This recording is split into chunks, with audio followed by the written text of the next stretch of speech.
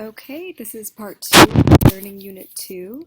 We're continuing our discussion of the Italian Renaissance in the 14th and 15th century.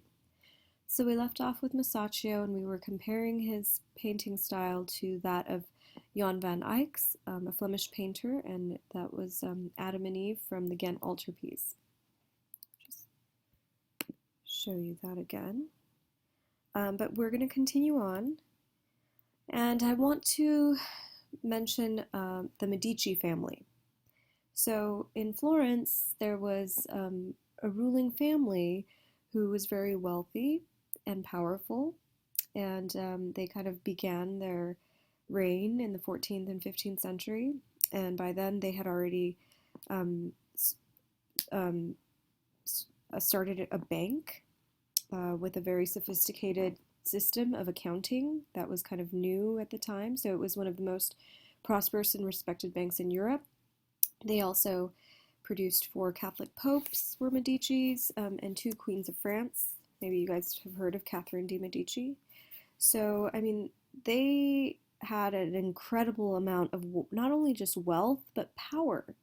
I mean, the Pope is, basically the one making some really big decisions at the time about, economic decisions, military decisions. They had basic control over all of Europe. So I want to talk about patronage. What is patronage? The patron is the person that commissions the artwork. So they're the money. They're the source of the money. They're paying the artist. They're telling the artist what they want. And with patronage, you can develop an artist and catapult them into fame. So, a lot of our famous Renaissance artists were like making their bread and butter from the Medici family. Michelangelo is one of them. But I want to mention Donatello. So this is Donatello's sculpture of David, and it was in the courtyard of the Medici Palace in Florence. So here's, a kind of a photo of that courtyard, and so we can imagine David being placed there. Now, our David is a 5'2" sculpture in bronze, and it is slightly shocking for us.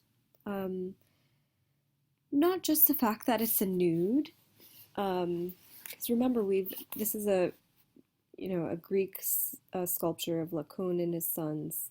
So the nude figure was celebrated with the Greeks and the Romans, and then, like I mentioned, it was de-emphasized after the fall of the Roman Empire. So we didn't see any more nude sculptures. Everything's clothed. If you notice Gothic sculpture and medieval sculpture, usually they're not freestanding. They're jam statues. So they're on the doorways of the cathedral. They're connected on the cathedral somehow, and they're definitely fully clothed. But let's look at our David by Donatello, and I recommend if you have a chance to watch the Smart History video on it, because they really break it down well. So first off, he is nude. However, he kind of has some clothing on. He's got his boots and his hat on, which I would argue I agree that it is kind of eroticizing this figure, right? If it didn't have the hat and the boots, it wouldn't be kind of as in your face. But it's not a classical nude. Donatello isn't just copying the classical and the Roman sculptures. He's shifting into a new era. So the story of David and Goliath. David's super small peasant boy, and he's not scared of the giant Goliath, and so by the power of God, he defeats the giant. So it is a non-secular story. So we have David stepping on the head of Goliath, and one of an appendage of Goliath is actually creeping up David's inner thigh, which is a little strange. And he's holding the rock that he threw with the slingshot, and then the sword he used to capture his head. If you look at the David, it's very kind of sensual, like the expression is kind of like a drowsy half smile. It's not, of kind of a valiance or victory. So, it's kind of a curious work. to discuss. It is also freestanding, so it's not attached to a cathedral, and it is in a position that we call contrapposto. So what's contrapposto? Contrapposto, it's Italian, it means weight shift. So we're placing all the weight on one leg, and then so we're shifting that on, like, so if you look at this classical sculpture, ancient classical sculpture, the left leg is bent and all the weight is on the right leg. That makes the figure asymmetrical, so there he's different on both sides of the body, but more importantly, it looks like it's going to kind of walk out towards you and come alive. So, it tells us about Greek humanism and their sense of enormous potential of the human mind, and, because of all their achievements, but also on the emphasis of the beauty of the human body. So we're celebrating the proportions of the human body, we're showing it in nude form. Let's look at the kind of medieval gem statues on the left there. They're very stylized. They're not anatomically proportional. They're definitely very clothed. They're serious. They're not lifelike. They're not moving. They're not going to come out at us. Okay, so now we're moving on to Venice. And actually, Donatello was practicing out of Florence. So in Venice, what is different? Looking at it, it's actually a cluster of islands connected by bridges and canals. So it's a boat city. The only way to reach the city was by boat until the mid-19th century.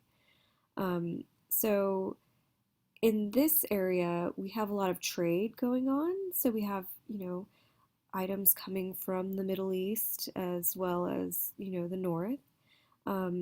So that actually helped shape the local painting practices. We have like exotic, kind of rich pigments coming from the East, while we have the oil painting technique coming from the North, because that was a technique that was developed and practiced in the North starting in the Middle Ages. So far, we've been working with tempera in Italy, and that's done by mixing egg yolk with the pigment, and hopefully you guys saw the video on that. But the thing is, with that, it dries really quickly and you have to work with it in a kind of hatching technique. Whereas with oil, it's really different. It doesn't dry as quickly.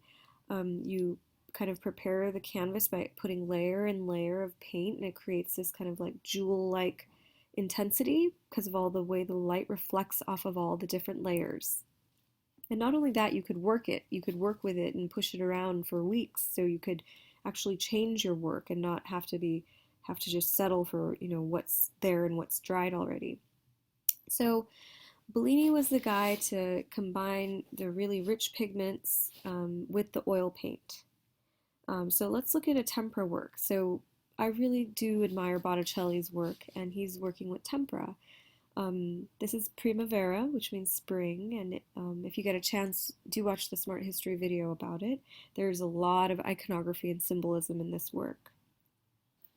But look at how Giovanni Bellini, how, his use of oil paint gives us a more kind of realistic engagement with the work itself, because it produces kind of more of a realistic look.